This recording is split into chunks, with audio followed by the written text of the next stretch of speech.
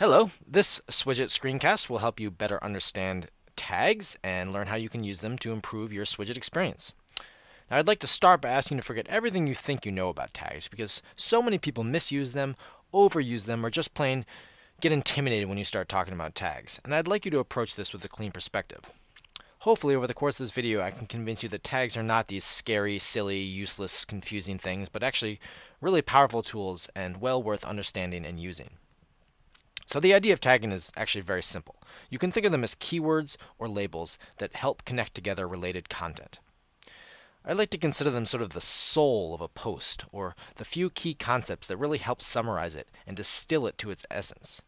So you can see in this example post here, we've used a lot of words, but there are only a few that really help categorize or explain the post, and we've turned them into tags by adding the pound sign. Another useful way to think of tags is as a kind of filter.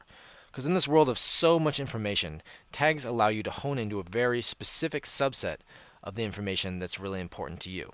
Now you can see from this hypothetical tag cloud of trending tags, there are a whole bunch of topics that are probably not really relevant to you at all, but there are a few that might pique your interest, and if so, you can just click on that tag and see all the content that's related to it. So an effective tagging system essentially allows you to tune in to what matters to you most. Now what this all boils down to when talking about Swidget is that interacting with tags is going to greatly increase the probability of you discovering useful content when you're browsing the site.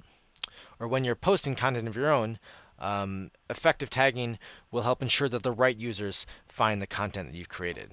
Each tag you use acts like a potential path leading to your post that other people can follow. Now that we've established what tags are and why it's worthwhile to use them, let's take a moment to see how you would actually do so while interacting with Swidget. So as a user browsing the site, you will see all sorts of tags pretty much everywhere you go, and you can tell a tag because it starts with this pound sign and it is colored blue to designate it as a link that you can click on. And anywhere you see a tag, you can go ahead and click on it, and that will bring you to the tag feed. And what this is essentially all the content that is labeled as tags. So everything in this case that has to do with 4Kids. And you can just go ahead and browse down this. You can anything that's particularly interesting to you, you can go click on the title to see the full post, or you can go and explore any of the other tags in the feed to see the content related to those. And speaking of related tags, you might also want to check out this column over here in the right sidebar. This has all the tags that are related to the tag that you're currently browsing. So in this case, all the things that are sort of similar to 4Kids, and you might find other content that's interesting to you if you go explore those. So definitely check those out. Now the other way that you're going to want to use tags is to add them to posts that you're creating. And for that, we're just going to click over here to this other window. You can see I've got the beginnings of a post. And the most natural way to do this is by adding them directly into the body of the post, and you can do so simply just by putting a pound sign in front of a word, and that's going to turn it into a tag. Anything from the pound sign up into the first space, or in this case a comma, is going to be interpreted as a tag. And you can see, we'll just add a little more text here, or you can use it for car. And as you start typing, now that it knows it's going to tag, it's going to give you some specific suggestions, and we could fill any one of those in just by clicking on it. But in this case, the tag I want to use doesn't exist yet, so I'll just type it in manually, which you can do.